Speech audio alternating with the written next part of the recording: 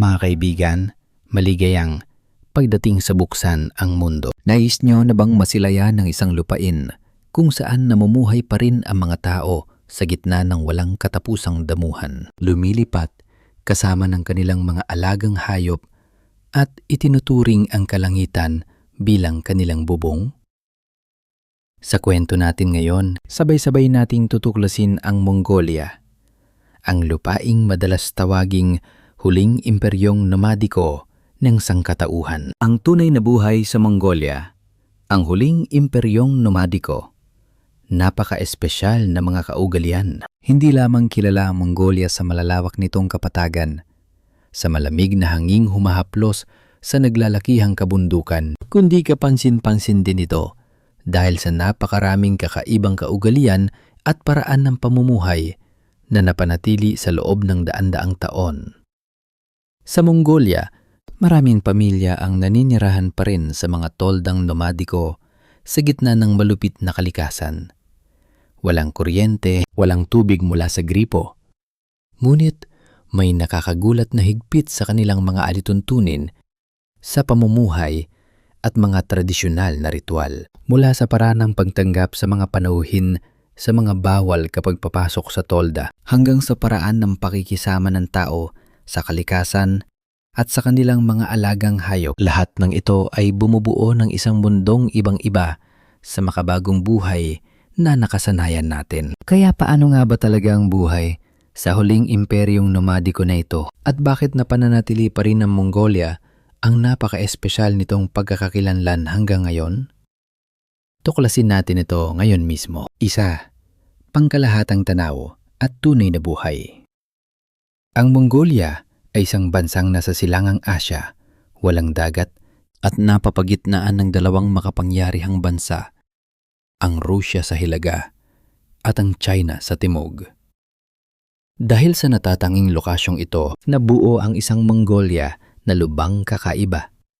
Dito, ang malawak na damuhan, tuyong disyerto at matataas na talampas ay tila magkakadugtong at umaabot hanggang sa dulo ng tanaw. May lawak itong mahigit 1.56 na milyong kilometro kwadrado, kaya kabilang ang Mongolia sa pinakamalalaking bansa sa mundo. Ngunit ang ikinagugulat ng marami, mahigit 3 milyon lamang ang populasyon nito na napakaliit kung ihahambing sa napakalaking sukat ng bansa. Dahil sa malaking agwat sa pagitan ng lawak at populasyon, isa ang Mongolia sa mga bansang may pinakamababang population density sa buong mundo na humigit kumulang 2 tao lamang kada kilometro kwadrado. Ibig sabihin nito, kapag tumapak ka sa kapatagan ng Mongolia, maaari kang bumiyahe ng 12 ng kilometro, minsan daan-daan pa, na hindi nakakakita ng kahit isang komunidad. Karamihan sa populasyon ay nakatira sa kabisera na Ulaanbaatar, habang ang natitira ay nasa malalawak na bukas na espasyo kung saan ipinagpapatuloy ng mga tao ang tradisyonal na pamumuhay nomadiko. Ang mismong lawa, katahimikan at kapanglawan ng mga lugar na ito ang bumubuo sa kakaibang alindog ng Mongolia sa mata ng mga manlalakbay mula sa iba't ibang panig ng mundo. Kapag binanggit ang Mongolia, ang unang imaheng pumapasok sa isip ng marami ay ang mapuputing bilugang bahay na nakatayo sa gitna ng luntiang damuhan. Tinatawag ito ng mga Mongol na ger, at sa ibang bahagi ng mundo ay mas kilala bilang yurt o simpleng toldang nomadiko. Hindi lamang ito tirahan, kundi simbolo rin ng isang pamumuhay na umiiral na sa loob ng libu-libong taon sa malupit na lupaing ito. Napakatalino ng estruktura ng mga tahanang ito at lubos na akma sa marahas na klima.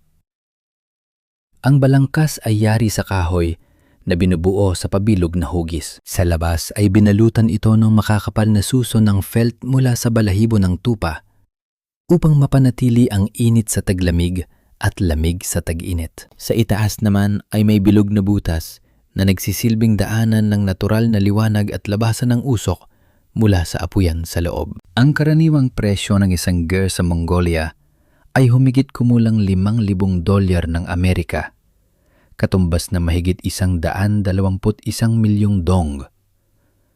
Dayunman, maaari itong mag-iba mula $1,500 hanggang $30,000.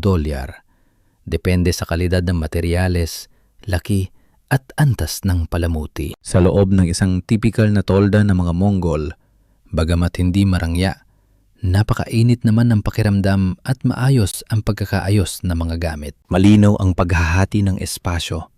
May tulugan, kabinet, maliit na altar, at makukulay na dekorasyong lubang sumasalamin sa kulturang nomadiko. Kahit nakatira sila sa gitna ng malawak na kapatagan, hindi naman sila ganap na salat sa kaginhawaan. Gumagamit sila ng solar panel o generator upang magkaroon ng kuryente. Mula sa kotse, motorsiklo, bisikleta, hanggang telebisyon, bahagi na rin ng mga ito ng kanilang pang-araw-araw na buhay. Makikita pa nga ang mga solar panel at antena na nakalagay sa tabi mismo ng tolda. Ang isa pang kawili-wiling bagay ay ang mabilis at matinding pagbabago ng temperatura rito.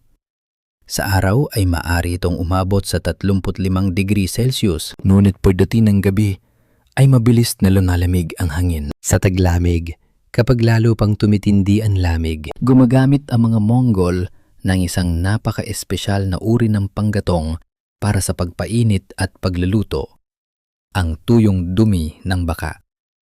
Kinokolekta nila ito, pinatutuyo sa ilalim ng araw, saka sinusunog sa kalan.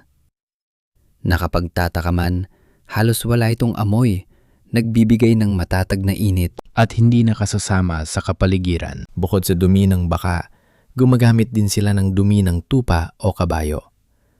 Ang lahat ng ito ay bahagi ng isang napapanatiling nomadikong pamumuhay na lubos na ginagamit ang lahat ng ipinagkakaloob ng kalikasan. Ang kabuhayan ng mga Mongol ay malapit na nakaugnay sa pag-aalaga ng tupa at kambing. Ang kanilang mga alagang hayop ay malayang pinapastol sa malawak na damuhan at karaniwang magkakasama lamang sa isang lugar. Matapos gupitan ng balahibo ng tupa, isinasakay ito sa sasakyan at dinadala upang ipagbili.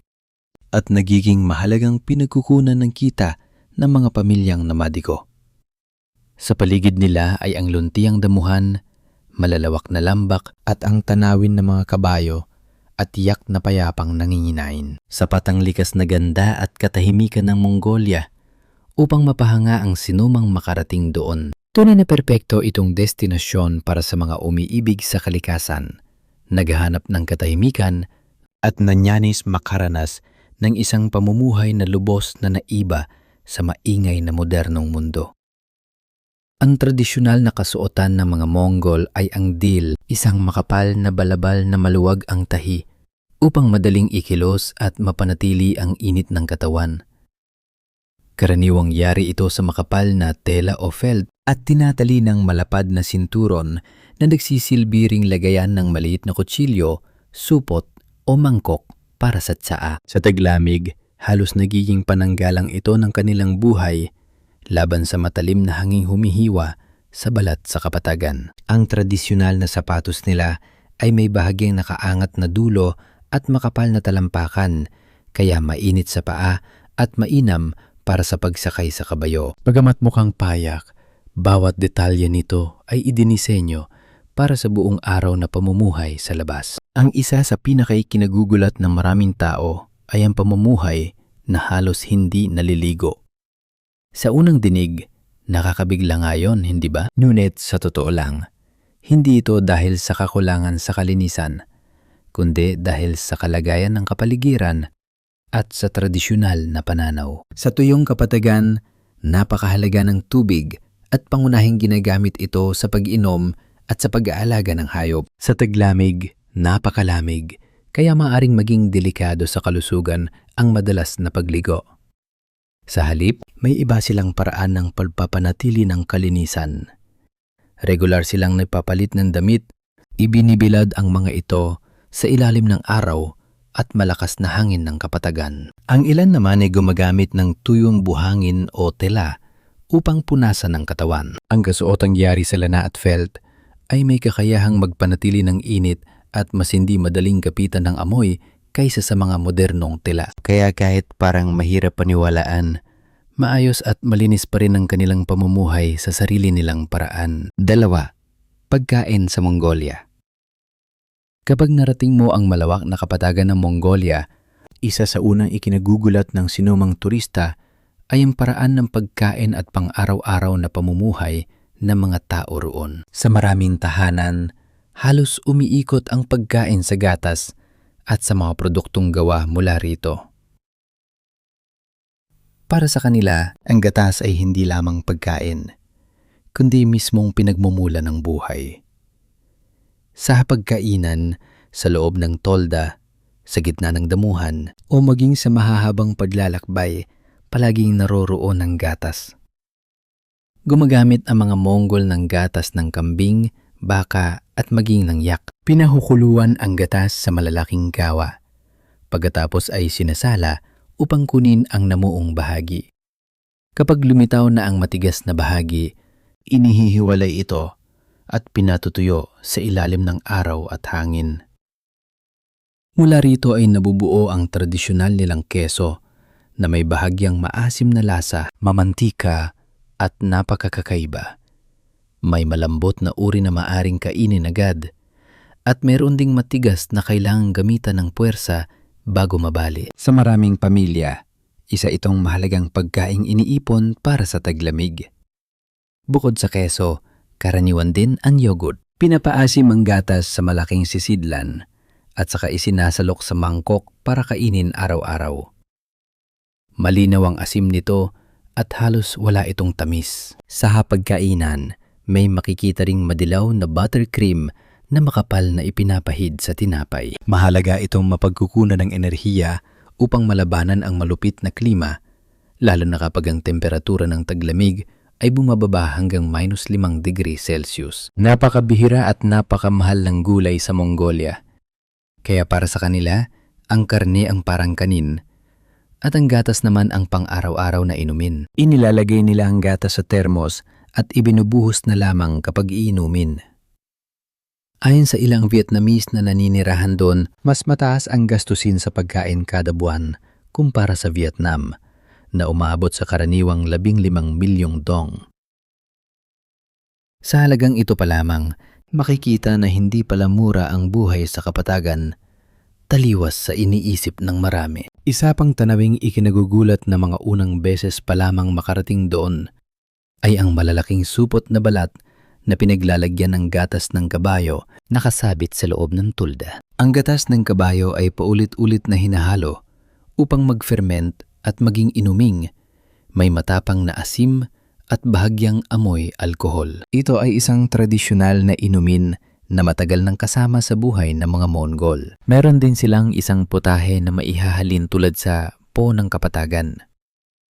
Kakaiba man pakinggan ang pangalan, ang laman nito ay harina at karne na nilulutong mainit-init, mabango sa tupa at napakayaman sa taba. Maging ang supas ay mula sa gatas at ang tsaa ay tsaaring may gatas. Halos lahat ng pagkain ay umiikot sa karne at gatas. Napakasimple ng dahilan. Ang bawat pamilyang nomadiko ay karaniwang may 500 hanggang 700 alagang hayop at sa ilang lugar ay umaabot pa sa 1,000. Ang tupa, baka at kabayo ang pinakamahalagang yaman nila. Mas kakaiba pa rito ang paraan nila ng pag-ihaw ng karne gamit ang tuyong dumi ng baka sa halip na uling. Kapag natuyo na ito, pantay ang apoy, magandang init at minatatangi itong amoy. Isa ito sa mga amoy na kapag naamoy mo, agad mong malalaman na nasa kapatagan ka ng Mongolia. May ilan ding pagkain talagang nakapupukaw ng kuryosidad na mga dayuhan. Nililinis ang puwitan at buntot ng tupa, pinupuno ng giniling na karne na hinaluan ng taba ng buntot, nilalagyan ng asin at tinatahi ng maigi. Pagkatapos, sinusunog ang natitirang balahibo, hinuhugasan ng malinis, at saka pinakukuluan sa loob ng maraming oras. Kapag hiniwa ito, kikinang ang tumutulong taba. Napakayaman at napakabigat sa pakiramdam kahit tingnan pa lamang. Sa ibang rehiyon naman, nagsisimula ang umaga sa maalat na milk tea. Ang itim na tsaa ay pinakukuluan kasama ng tubig, sariwang gatas ng baka at kaunting asin. Mainit ito, mamantika, at may banayad na alat, sakto sa malabig na klima. Kasabay nito ay ang proseso ng paggawa ng namuong cream. Pinakukuluan ang gatas sa loob ng maraming oras at pagkatapos ay hinahayaang nakapahinga ng 24 na oras. Ang makapal na cream na kusang nabubuo sa ibabaw ay pinuputol sa mga pirasong kahawig ng tofu. Ang cream na ito ay may natural na banayad na tamis at karaniwang kinakain kasama ng tinapay o pulot-pukyutan. Ang harina naman, matapos masahin, Ay hinihiwa at inikot bago iprito. ang itsura nito ay medyo kahawig ng kuway sa Vietnam, Ngunit kadalasan ay kinakain kasama ng namuong cream. mula sa buttercream, naghahalo rin ang mga Mongol ng asukal at harina ng cebada. Saka minamasa gamit ang kamay upang maging makakapal na blok, matamis, mamantika, at may malinamnam na lasa ng butil. 3. Ang pinakamalaking pamilihan sa Mongolia. Ang Narantul Market na mas kilala ng maraming turista bilang Black Market Ay matatagpuan sa Ulaanbaatar. at ito ang pinakamalaki at pinakamasiglang pamilihan sa Mongolia. Isang lugar na malinaw na sumasalamin sa pang-araw-araw na buhay ng mga lokal. Pagpasok mo pa lamang sa palengke, ang unang mararamdaman mo ay ang lawak nito at bahagyang kaguluhan. Ngunit habang mas lumalalim ka sa pag-iikot, Lalo itong nagiging kawili-wili. Hindi ito ang tipo ng pamilihang makintab at inihanda para sa turista, kundi lugar kung saan totoong pumupunta ang mga Mongol upang mamili, makipagpalitan at mamuhay. napakaraming paninda sa Narantul. Pinakakaraniwan ang mga damit, sapatos, tradisyonal na dil, sinturong yari sa balat, sombrerong balahibo at sapatos na katad para sa pagsakay sa kabayo. Marami sa mga ito ay gawa sa balat ng baka, balat ng tupa at balahibo ng tupa.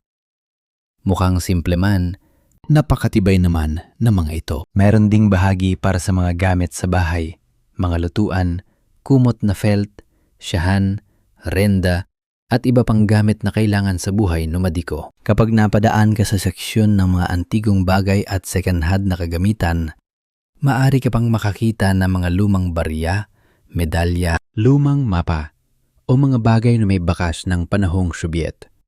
Sa pagtingin pa lamang ay dama na ang bigat ng kasaysayan. Pagdating sa presyo, itinuturing na medyo mura ang Narantul kung ihahambing sa pangkalahatang presyo sa kabisera. Ang isang simpleng deal ay maaring nagkakahalaga mula ilang daang libong dong hanggang lampas 1,000,000 dong, depende sa materyales. Ang tradisyonal na sapatos na katad ay karaniwang nasa pagitan ng 800,000 at 2,000,000 dong. Ang maliliit na bagay gaya ng sombrero, guantes at sinturong katad ay maaring mula ilang 10,000 hanggang ilang 100,000 dong. Siyempre, ang tawaran ay halos obligadong bahagi ng pagbili rito. At kung marunong kang makipag-usap, malaki ang posibilidad na makakuha ka ng mas magandang presyo. Ang Narantul ay hindi lamang lugar para mamili, kundi isang napakatunay na karanasang pangkultura. Nariyan ang alikabok, ang ingay at ang hilaw na realidad. Ngunit iyon mismo ang nagbibigay rito ng napakalinaw na damdaming Mongolian. Kung nais mong maunawaan ang tunay na lokal na pamumuhay sa halip, na puro tanawin lamang ang tingnan, ito ay tiyak na lugar na hindi mo dapat palampasin. 4. Mga kakaibang kaugalian. Isa sa mga kaugaliyang bahagyang ikinagugulat ng maraming turista ay ang paraan ng pagtrato ng mga Mongol sa kalikasan, Lalo na sa lupa at tubig. Sa maraming lugar, iniiwasan ng mga tao ang paghuhukay ng lupa ng walang dahilan. Hindi nila tinatapakan ang mga pinagmumulan ng tubig At lubos nilang iniiwas ang magtapon ng basura sa mga ilog at sapa. Naniniwala sila na may espiritu ang kalikasan at na anumang kawalang-galang dito ay maaring magdala ng kamalasan. Dahil sa paniniwalang ito, napanatili ng kapatagan ng Mongolia ang pambihira nitong likas na anyo hanggang sa kasalukuyan. Isa pang kaugaliang medyo kakaiba para sa modernong tao ay ang hindi direktang pagtawag sa pangalan ng mas nakatatanda. Sa maraming pamilyang nomadiko, gumagamit ang mga nakababata ng magalang na tawag o palayaw bilang paggalang. Ang pagtawag sa mismong pangalan ay itinuturing na kakulangan sa paggalang. Malinaw nitong ipinapakita ang diwa ng komunidad at ang kahalagahan ng ranggo at paggalang sa tradisyonal na lipunang Mongol. Maging sa loob ng tahanan, may mga di nakasulat na tuntunin ng ger na madaling malabag na mga dayuhan. Halimbawa, hindi dapat tapakan ang bungad ng pinto, hindi dapat sandalan ng gitnang haligi ng tolda, at hindi dapat ituro ang mga paa patungo sa altar. Para sa mga nomadiko, ang mga ganitong kilos ay may kahulugang malas. Kahit sa pagkain, ay may mga bagay ding kakaiba. Karaniwan nilang inihalok sa panuuhin ng pinakamainam na bahagi ng pagkain kahit na sila mismo ay napakasimple lamang ng kinakain. Ang tuwirang pagtanggi sa pagkain ay minsan itinuturing na hindi magalang.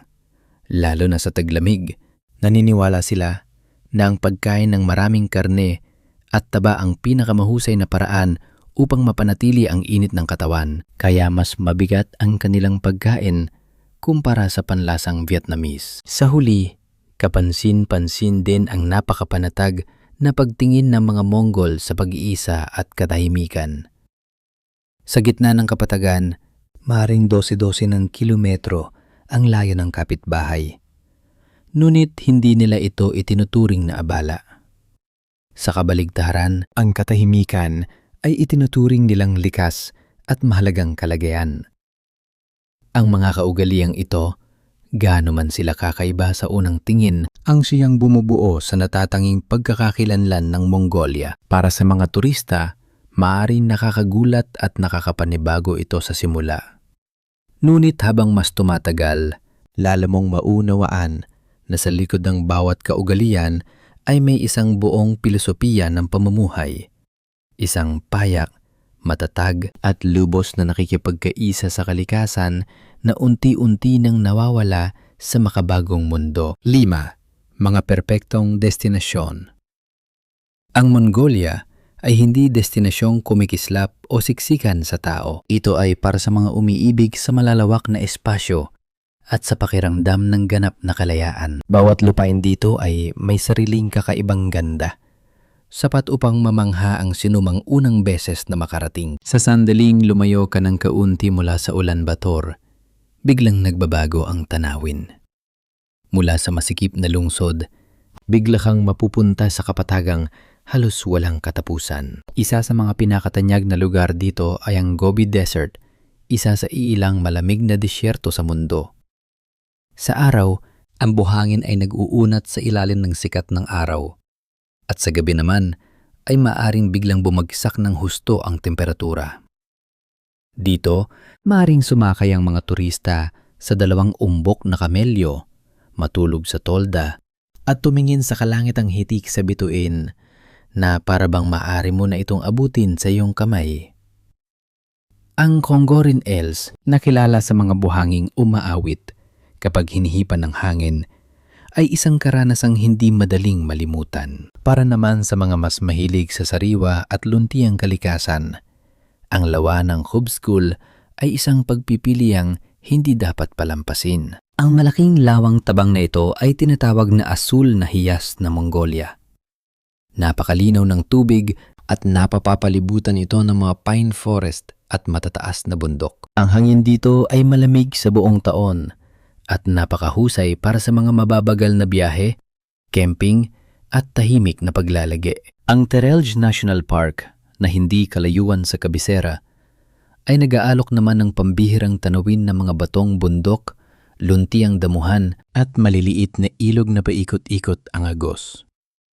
Isa rin ito sa pinakamadaling lugar para maranasan ng mga turista ang buhay nomadiko, pagsakay sa kabayo, pagtulog sa ger, at pagtikim ng tradisyonal na pagkain. Walang napakaraming sikat na check-in spot sa Mongolia, ngunit bawat lugar ay nagbibigay ng napakatotoong pakiramdam.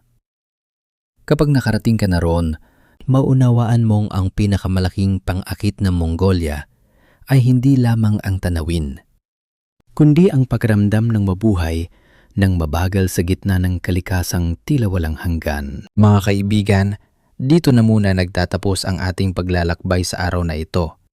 Pagkatapos ninyong mapanood at mapakinggan ang kwentong ito, ano kaya ang inyong naramdaman o naisip? Napakahalaga ng bawat ideya, mungkahi at hili ninyo para sa mga susunod na paksa. Dahil iyon ang tumutulong upang lalo pang mapaganda ang mga nilalaman naming inihahatid sa inyo dito sa Buksan ang Mundo. Huwag kayong mag-atubiling iwan ang inyong komento sa ibaba. Kung nakita ninyong kapaki-pakinabang ang kwentong ito, pindutin ang like, Mag-subscribe sa channel at i-on ang notification bell upang masuportahan ang programa at hindi mahuli sa mga susunod pang kapanapanabik na video. Maraming salamat sa walang sawang pagsubaybay at pagsama sa amin. Paalam muna at magkita-kita tayong muli sa mga susunod na video dito sa Buksan ang Mundo.